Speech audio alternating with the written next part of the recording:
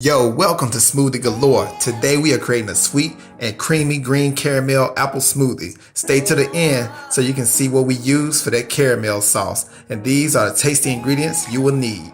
1 medium sliced, juicy and crisp Fuji apple. 2 frozen, ripened bananas. 2 dried figs or dates, your choice.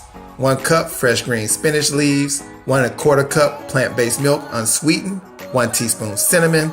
And 1 scoop of my favorite protein powder, VeganSmart. Now let's drop it in the blender.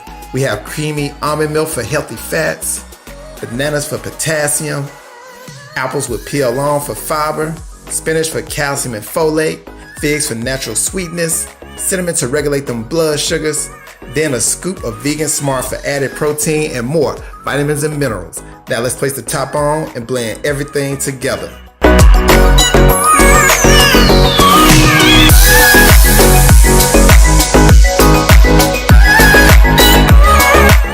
And the special ingredient is peanut butter for some healthy fats and some more added protein. Be sure to hit that like button, leave your comments at the bottom, subscribe and turn on that bell, of course, so you can get a weekly creamy smoothie recipe. Let's get it.